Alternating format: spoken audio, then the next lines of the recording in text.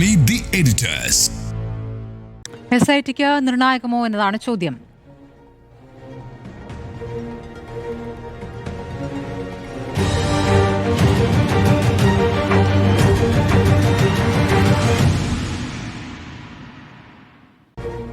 ആദ്യം ജിമ്മിയിലേക്കാണ്. ജിമ്മി, ഇപ്പോൾ SITക്ക് നിർണായകമോ എന്ന് ചോദിക്കുന്നതിന് കുറച്ച് ദിവസമേ ഉള്ളൂ റിപ്പോർട്ട് സമർപ്പിക്കാൻ. അപ്പോൾ ഡി മണി, ആരാണ് ഈ ഡി മണി എന്ന് പ്രേക്ഷകർ മുഴുവൻ കണ്ടത് നമ്മളിലൂടെയാണ്. ഒരു 12:25 ആകുമ്പോഴേക്കും നമുക്ക് ആ ദൃശ്യം കൃത്യമായി കിട്ടുകയാണ്. ഡിണ്ടിഗലിലേക്ക് നമ്മുടെ സംഘം അഷ്കറും ഉണ്ണിയും അവിടേക്ക് പോകുന്നു, ആ ദൃശ്യങ്ങൾ പകർത്തുന്നു. പിന്നീട് അങ്ങോട്ട് മണിക്കൂറുകൾ നീണ്ട ചോദ്യം ചെയ്യലായിരുന്നു. പല വിവരങ്ങളും SITക്ക് കിട്ടിയെന്ന് തന്നെയാണുള്ള സൂചന. അപ്പോൾ ഈ പറയുന്ന അന്താരാഷ്ട്ര കള്ളക്കടത്ത് സംഘത്തെ, ഈ കടത്ത് സംഘത്തിലേക്ക് എത്തിക്കാൻ ഡി മണിയുടെ മൊഴി എത്രത്തോളം നിർണായകമാണ്? ഈ ഡി മണി എന്ന പേര് തന്നെ ഒരു സിനിമാ കഥയ്ക്കും നോവലിനും ഒക്കെ പറ്റിയ പേരാണ്. അതുകൊണ്ട് നമുക്ക് എല്ലാവർക്കും ഇഷ്ടപ്പെടും. ഡയമണ്ട് മണിയാണോ, ദുബായ് മണിയാണോ, ഡിണ്ടിഗൽ മണിയാണോ, അങ്ങനെ പലതരം പേരുകളിൽ കേൾക്കുന്നു. ആദ്യം തന്നെ അതിനൊരു ഭയങ്കര രസകരമായ ഒരു ചേരുവയുണ്ട്. അതുകൊണ്ട് നമുക്കെല്ലാം ഇഷ്ടപ്പെടും. ഈ നാടകം നമ്മൾ കണ്ടുകൊണ്ടിരിക്കും. പക്ഷേ ഞാനിത് അത്ര വലിയ ഗൗരവമായ ഒരു കഥയായി കാണുന്നില്ല. കാരണം കേരളം കണ്ടിട്ടുള്ള ഏറ്റവും വലിയ ശബരിമല പോലെയുള്ള ഒരു അമ്പലത്തിൽ വലിയ കൊള്ളയുടെ കഥകൾ ഇങ്ങനെ വരുമ്പോൾ ഇത്തരം സൈഡ് സ്റ്റോറികൾക്ക് ഒരുപാട് ആളുകളുണ്ടാവും. കേൾക്കാൻ ഒരുപാട് നല്ല രസമുള്ള സ്റ്റോറിയാണ്. പക്ഷേ ഇത് എവിടം വരെയാണ് ഈ പറഞ്ഞു എവിടം വരെയാണ് കൊണ്ടുപോകുന്നത്? നമ്മൾ ശബരിമലയിലെ സ്വർണ്ണം മോഷ്ടിക്കുന്ന കാര്യം പറഞ്ഞു. അത് കഴിഞ്ഞ് സ്വർണം ഉരുക്കി അടിച്ചു മാറ്റുന്ന കഥ പറഞ്ഞു. മൂന്നാമതായി ഈ സ്വർണത്തിന് പൗരാണിക വാല്യം ഉള്ളതുകൊണ്ട്, ഭക്തിയുടെ ഒരു പ്രാധാന്യം ഉള്ളതുകൊണ്ട് അത് വേറെ ആരെങ്കിലും കൊണ്ടുപോകുന്നതായി പറഞ്ഞു. അവസാനം വന്ന കഥ അനുസരിച്ച് ഇത് പുറത്തേക്ക് കടത്തതായി പറയുന്നു. ഇങ്ങനെ ഓരോ സാധ്യതകളെക്കുറിച്ച് പറയുകയും അതനുസരിച്ചുള്ള സ്റ്റോറികൾ നമ്മൾ അപ്പം തന്നെ നമുക്ക് കയ്യിൽ വന്ന് വീഴുകയുമാണ്. ഇതിനകത്ത് കുറച്ച് ഭാവന സൃഷ്ടി കൂടി ഉണ്ടോ എന്നെനിക്ക് സംശയം. ഈ ഡി മണി എന്ന് പറയുന്ന കക്ഷി ഓട്ടോ മണിയായി തുടങ്ങി, അതിനുശേഷം ചെറിയ സിനിമാ തിയേറ്ററിൽ വാടകയ്ക്ക് പോപ്കോൺ വിൽക്കുന്ന കച്ചവടക്കാരനായി തുടങ്ങി, അത് കഴിഞ്ഞ് റിയൽ എസ്റ്റേറ്റ് ബിസിനസ്സിലേക്ക്, പിന്നെ ഇപ്പോൾ അദ്ദേഹത്തിന് ചെന്നൈയിൽ സ്വർണ്ണക്കട ഉണ്ടെന്ന് പറയുന്നു. അങ്ങനെയുള്ളൊരു ഷേഡി ക്യാരക്ടറാണെന്നുള്ള കാര്യം വരെ ശരിയാണ്.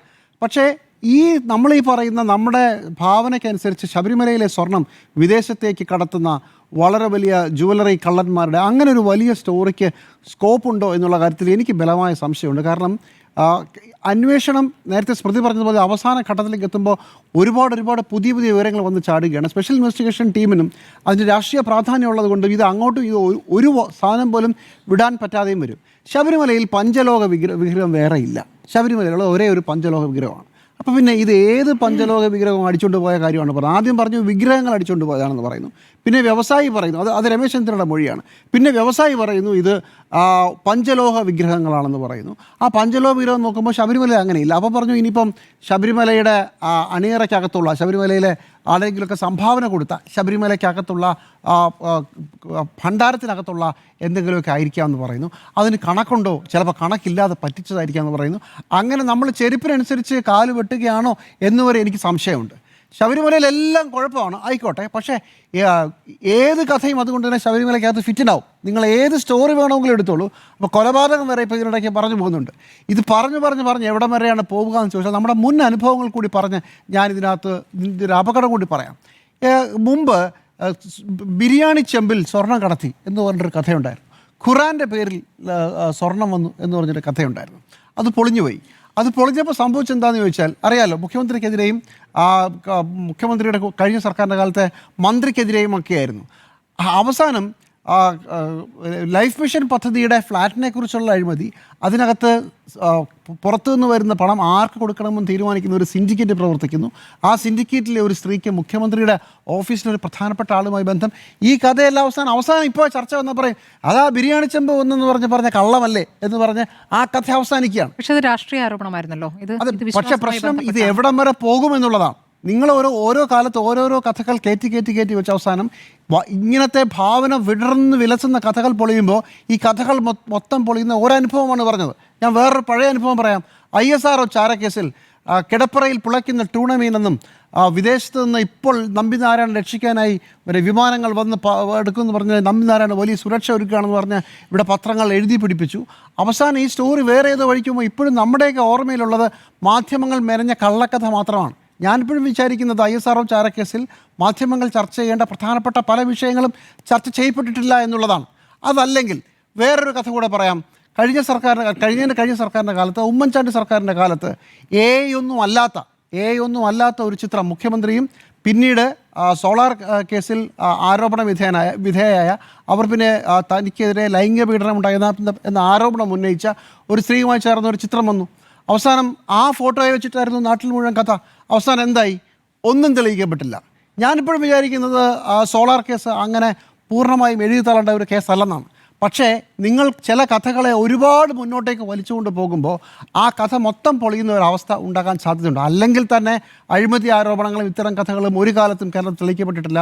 കേരളത്തിൽ ഒരൊറ്റ രാഷ്ട്രീയ നേതാവെ ഇതുവരെ പ്രധാനപ്പെട്ട രാഷ്ട്രീയ നേതാവ് തടവിൽ കിടന്നിട്ടുള്ളൂ. ബാക്കി എല്ലാ അഴിമതി കേസുകളും വെറുതെ വിട്ടുപോയിട്ടുണ്ട്.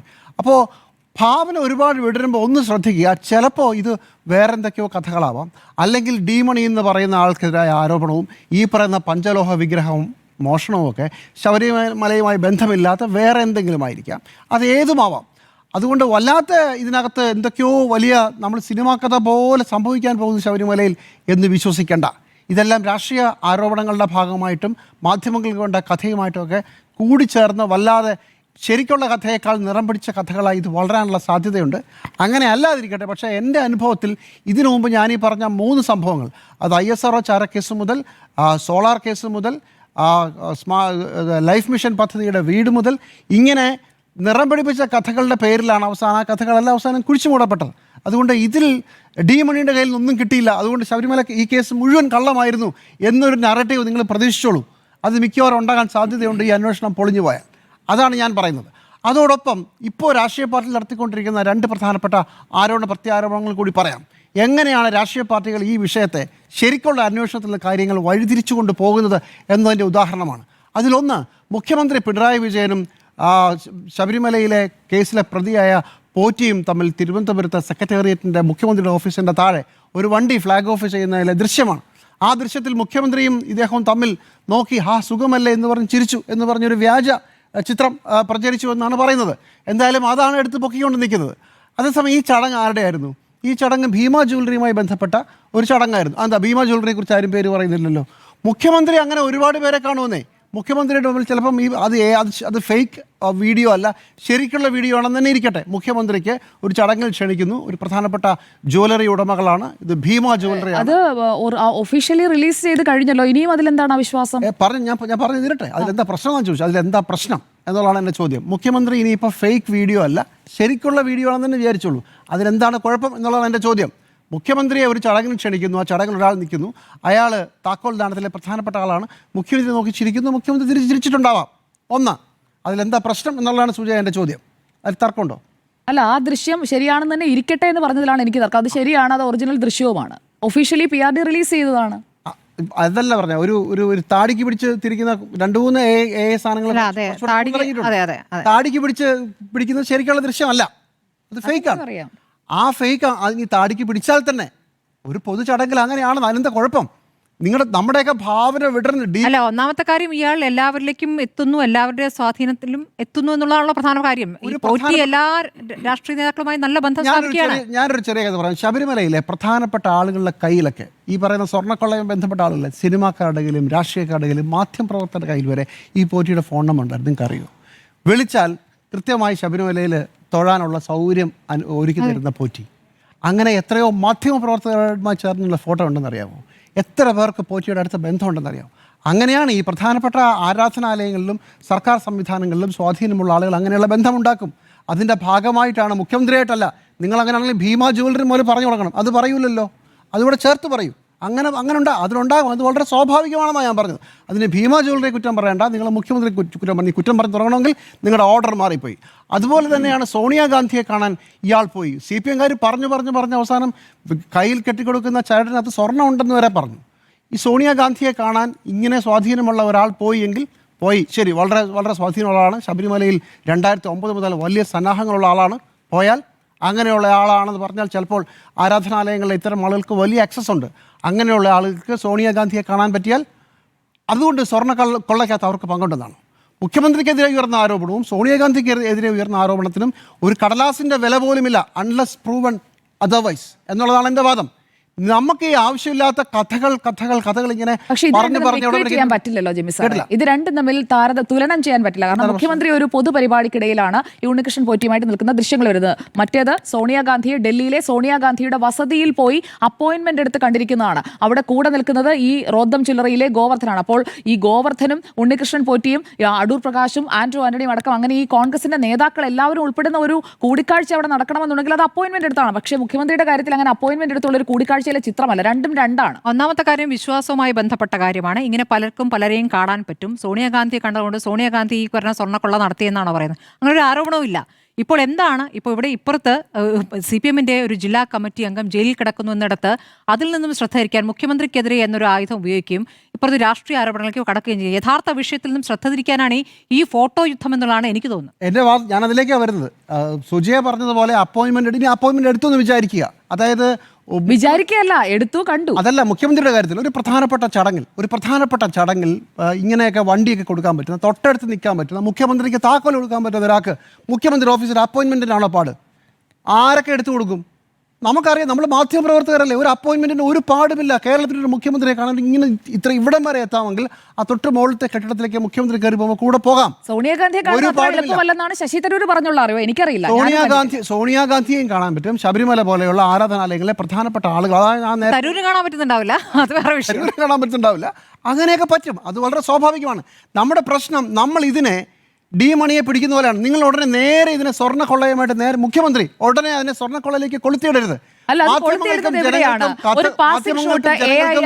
കഥകളാണ് വേണ്ടത്. പല രൂപത്തിൽ വരുന്നുണ്ട്, പല രൂപത്തിൽ ഇത്തരത്തിൽ ആരോപണങ്ങൾ വരുന്നുണ്ട്. കഥകളാണെന്ന് നമുക്ക് ഈ കഥകളും ഇതും നമ്മൾ അവസാനം ഞാൻ പറഞ്ഞില്ലേ, ബിരിയാണി ചെമ്പ് എന്ന് പറഞ്ഞ് ഈ സാധനങ്ങൾ മുഴുവൻ മുക്കുന്നത് പോലെ, കിടപ്പറയിലെ ടൂണ മത്സ്യം മുക്കുന്നത് പോലെ ഒരു കാര്യങ്ങൾ വിട്ടുപോയി. ബാർക്കോഴ സമയത്ത് മാണിസാറിന്റെ വീട്ടിലെ നോട്ടെണ്ണൽ മെഷീൻ അത് കണ്ടുപിടിച്ചില്ലല്ലോ, കേസ് തീർന്നില്ലേ? ഇതല്ലേ നമ്മൾ കേട്ട നറേറ്റീവ്. നോട്ട് എണ്ണുന്ന മെഷീൻ എവിടെ? നിങ്ങളല്ലേ പറഞ്ഞത് എന്ന് പറഞ്ഞല്ലേ അവസാനം ഈ വാദം മുഴുവൻ അവസാനം. ഇത് മുഴുവൻ അപസർപ്പക അപസർപ്പക കഥകളുടെ ഒരുപാട് ലാഞ്ചനകൾ ഇതിനകത്തുണ്ട്. അപ്പൊ ഞാൻ പറഞ്ഞ് അവസാനിപ്പിക്കാം. അത് സോണിയാഗാന്ധിയുടെ അവിടെ വെച്ച് കണ്ടതിനകത്തും അങ്ങനെയൊക്കെ സ്വാധീനമുണ്ടെങ്കിൽ അതൊക്കെ നടക്കും. പക്ഷെ നിങ്ങളുടെ വിഷയം ഇത് കൊള്ളയുമായി എന്തെങ്കിലും ബന്ധമുണ്ടോ? എന്തുകൊണ്ടാണ് പത്മകുമാർ അകത്ത് കിടക്കുന്നത്? പത്മകുമാർ കൂടെ ഒന്ന് ഫോട്ടോ എടുത്തതിനല്ല അകത്ത് കിടക്കുന്നത്. പത്മകുമാർ ഉത്തരവാദിത്തപ്പെട്ട ഒരു സ്ഥാനത്തിരിക്കുകയും ആ കാലത്ത് കൊള്ള നടന്നു എന്നുള്ളതാണ്. 2019-ൽ 2018-ൽ 2019-ലും പിന്നീട് 2020-ലും ഈ 3 വർഷത്തെ കൊള്ളകളെക്കുറിച്ചുള്ള കഥയാണ് നമ്മുടെ കയ്യിലുള്ളത്. അതുകൊണ്ട് ആ കാലത്ത് അവർ എന്ത് ചെയ്തു എന്നുള്ളതാണ്. അല്ലാതെ ഫോട്ടോ എടുത്തിട്ടുണ്ടെങ്കിൽ അതിനെന്തെങ്കിലും സ്വാധീന ശക്തി ഉണ്ടെങ്കിൽ അത് തെളിയിക്കപ്പെടട്ടെ. അതുവരെ ഫോട്ടോയുടെ പേരിലോ ഒരു ചടങ്ങിൽ പങ്കെടുത്തതിൻ്റെ പേരിലോ നിങ്ങൾക്ക് കഥ ഉണ്ടാക്കാൻ പറ്റില്ല. മണിയുടെ കാര്യത്തിലും അപസർപ്പക കഥ നീണ്ടുപോകുന്നുണ്ട്. തെളിയിക്കപ്പെടും വരെ എനിക്കതിനകത്ത് പൂർണ്ണമായും വിശ്വസിക്കാൻ ഇപ്പോൾ ഇന്ന് സംസാരിക്കുന്ന നിമിഷത്തിൽ ബുദ്ധിമുട്ട്. ശരി, SITക്ക് നിർണായകമോ എന്ന് നമ്മുടെ ചർച്ച തുടരുകയാണ്. ഡൽഹിയിൽ നിന്ന് PR സുനിൽ കൂടിയുണ്ട്. സുനിൽ, ഇപ്പോൾ മണിയെ ചോദ്യം ചെയ്തിരിക്കുന്നു. മണിയിൽ നിന്ന് കൂടുതൽ വിവരങ്ങൾ 30-ാം തീയതി SITക്ക് കിട്ടാനും പോവുകയാണ്. അപ്പോൾ ഈ നിർണായകമായ ദിവസങ്ങൾ എങ്ങനെയാണ് കാണുന്നത്? ഉറപ്പായും SITക്ക് നിർണായകമാണ്. കാരണം ഹൈക്കോടതിയിൽ ഇതുമായി ബന്ധപ്പെട്ട അന്വേഷണ റിപ്പോർട്ട് SITക്ക് ഉടൻ നൽകേണ്ടതുണ്ട്. ഇപ്പോൾ അന്വേഷണം കടൽ കടന്നു പോകുമോ എന്നതാണ് ഇപ്പോൾ നമുക്ക് ലഭിക്കുന്ന ഈ സൂചനകൾ നൽകുന്നത്.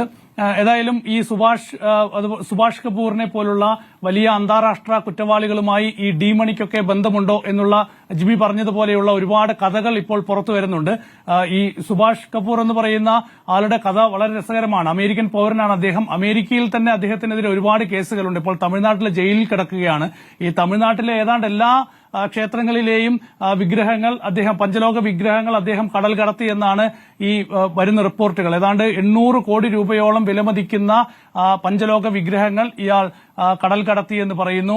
2015-ൽ 77 കോടി രൂപയുടെ പഞ്ചലോക വിഗ്രഹങ്ങൾ തമിഴ്നാട്ടിൽ നിന്ന് പിടിച്ചെടുത്തിട്ടുണ്ട്. അങ്ങനെ ഒരുപാട് ഈ പഞ്ചലോക വിഗ്രഹങ്ങൾ നമ്മുടെ നാട്ടിൽ നിന്ന് വിദേശ രാജ്യങ്ങളിലേക്ക് കടൽ കടന്നു പോയതിന്റെ ഒരുപാട് കഥകളുണ്ട്. ഏതായാലും ആ കഥകളിലേക്കൊക്കെ തന്നെ കണക്ട് ചെയ്യുന്ന ഒരു ലീഡായി ഈ മണിയുടെ ഇപ്പോഴത്തെ ഈ ഒരു രംഗപ്രവേശം വരുമോ എന്നൊന്നും പറയാൻ കഴിയില്ല. അങ്ങനെ വന്നാൽ ഒരുപക്ഷെ ഈ കേസൊന്നും SITയുടെ കയ്യിൽ നിൽക്കാൻ പോകുന്നില്ല. ഈ കേസ് ഒരുപക്ഷെ കേന്ദ്ര ഏജൻസികളുടെ കൈകളിലേക്ക് പോകാനാണ് സാധ്യത. ആ അർത്ഥത്തിൽ ഈ കേസ് SITയെ സംബന്ധിച്ച് വളരെ നിർണായകമാണ്. കാരണം ഇപ്പോൾ ശബരിമലയിലെ ഈ സ്വർണം പോയി എന്ന് പറയുന്ന സ്വർണത്തിലെ യഥാർത്ഥ തൊണ്ടി ഇതുവരെ കണ്ടെത്താനായിട്ടില്ല. ചില ആളുകളെ ചോദ്യം ചെയ്യുന്നു, SIT മുന്നോട്ട് പോകുന്നു. ഏതായാലും ഹൈക്കോടതിയാണ് SITയെ നിയോഗിച്ചത്. SITയുടെ അന്വേഷണം ആദ്യഘട്ടത്തിൽ വളരെ മികച്ചതാണ് എന്ന് ഹൈക്കോടതി പറയുന്നു. അതിനുശേഷം പിന്നീട് ഹൈക്കോടതി പറഞ്ഞത് SITയുടെ അന്വേഷണം അത്ര തൃപ്തികരമല്ല എന്നാണ്. അപ്പോൾ അങ്ങനെ ഒരു വിമർശനം മുന്നിൽ നിൽക്കെ SITക്ക് വലിയ നീക്കങ്ങൾ ഈ വിഷയത്തിൽ നടത്തേണ്ടി വരും. ഇതിന്റെ യഥാർത്ഥ വസ്തുത കണ്ടെത്താനുള്ള നീക്കങ്ങൾ നടത്തേണ്ടി വരും. അതിനിടയിലാണ് ഇപ്പോൾ മുൻ പ്രതിപക്ഷ നേതാവ് രമേശ് ചെന്നിത്തല ഒരു വലിയ ആരോപണം ഉന്നയിച്ചത്. ഒരു പ്രവാസി വ്യവസായിക്ക് അറിയാവുന്ന ഒരു ആൾ ഇത്തരത്തിൽ പഞ്ചലോക വിഗ്രഹ കടത്തിൽ പ്രധാനപ്പെട്ട ആളാണ്. അദ്ദേഹം 500 കോടി രൂപയുടെ തട്ടിപ്പ് നടത്തിയിട്ടുണ്ട്, അതിന് ശബരിമലയുമായി ബന്ധമുണ്ട് എന്ന ആരോപണം ഉന്നയിക്കുന്നത്. പിന്നീട് രമേശ് ചെന്നിത്തലയുടെ മൊഴിയെടുക്കുന്നു, പ്രവാസി വ്യവസായിയുടെ മൊഴിയെടുക്കുന്നു. അതിനുശേഷം ഇന്ന് ഡി മണിയെ കണ്ടെത്തുന്നു. അപ്പോൾ ഡി മണി താനല്ല എന്ന് അദ്ദേഹം പറയുന്നു. ഏതായാലും ഡി മണിയാണോ ഇനിയിപ്പോൾ ഡയമണ്ട് മണിയാണോ ദുബായ് മണിയാണോ എന്നൊക്കെ അന്വേഷണ സംഘം കണ്ടെത്തുമായിരിക്കും. ഏതായാലും ഈ അന്വേഷണം എവിടേക്ക് പോകും എന്ന കാര്യത്തിൽ നമുക്ക് എല്ലാവർക്കും വലിയ അത്ഭുതമാണ്.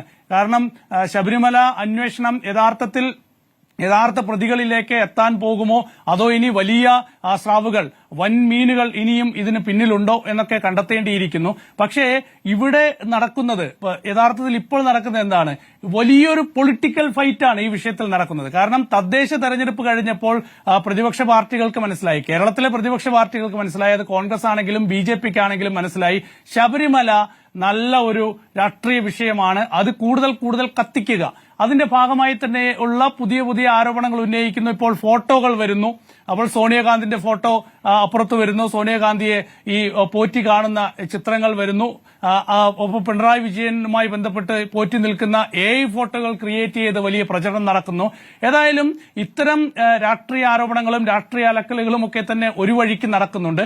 അതുകൊണ്ട് ഇതിങ്ങനെ തന്നെ തുടർന്നു പോകും. അപ്പോഴും SITക്ക് മേലുള്ള ഒരു സമ്മർദ്ദം എന്നത് ഹൈക്കോടതി SITക്ക് നൽകിയിട്ടുള്ള നിർദ്ദേശങ്ങൾ തന്നെയായിരിക്കും. അപ്പോൾ യഥാർത്ഥ റിപ്പോർട്ട് ഹൈക്കോടതിക്ക് നൽകിയില്ല എങ്കിൽ ഒരുപക്ഷെ SITയുടെ കയ്യിൽ നിന്ന് ഈ അന്വേഷണം ഒരുപക്ഷെ കേന്ദ്ര ഏജൻസികളുടെ കൈകളിലേക്ക് പോകാനുള്ള അല്ലാതെ തന്നെ ഇപ്പോൾ ഈ അന്താരാഷ്ട്ര ബന്ധമൊക്കെ സംശയിക്കുമ്പോൾ സ്വാഭാവികമായും SITക്ക് പരിമിതി ഉണ്ടാകുമല്ലോ. ഇതിപ്പോൾ SITയെ വിമർശിച്ചിരിക്കുന്നത് സിംഗിൾ ബെഞ്ചാണ്, ഹൈക്കോടതി സിംഗിൾ ബെഞ്ചാണ്, ദേവസ്വം ബെഞ്ചല്ല. ദേവസ്വം ബെഞ്ച് മുമ്പാകെ SIT കൊടുത്തിരിക്കുന്ന ഈ പറയുന്ന സീൽ വെച്ച കവറിലുള്ള വിവരങ്ങളുണ്ട്. അപ്പോൾ കോടതിക്ക് അറിയുന്ന എല്ലാ കാര്യങ്ങളും നമ്മൾ പുറത്തേക്ക് അറിഞ്ഞിട്ടില്ല. അതാണ് ഞാൻ പറഞ്ഞു വന്നത്. അതായത് ഇത് ഒരു അന്താരാഷ്ട്ര ബന്ധം ഈ വിഷയത്തിൽ ഉണ്ട് എങ്കിൽ തീർച്ചയായും SITയുടെ കൈകളിൽ നിൽക്കില്ല. അപ്പോൾ ഒരു ഒബ്സർവേഷനോട് കൂടി ഒരുപക്ഷെ കേരള ഹൈക്കോടതി, ദേവസ്വം ബെഞ്ച് ആയാലും ഈ കേസ് ഒരുപക്ഷെ ഒരു കേന്ദ്ര ഏജൻസിക്ക് കൈമാറിയുള്ള ഒരു നീക്കത്തിലേക്ക് പോയാൽ ഒരുപക്ഷെ അത് വരുന്ന തെരഞ്ഞെടുപ്പിലൊക്കെ തന്നെ എങ്ങനെ അത് ബാധിക്കും എന്നത് നമ്മൾ കാത്തിരുന്ന് കാണണം. പിന്നീട് CBIയും EDയും ഒക്കെ ആയിരിക്കും ഈ സ്വർണ്ണക്കൊള്ളയും അതിന് പിന്നിലുള്ള ഈ പഞ്ചലോക വിഗ്രഹ കടത്തുമൊക്കെ തന്നെ അന്വേഷിച്ച് പോകാൻ പോകുന്നത്.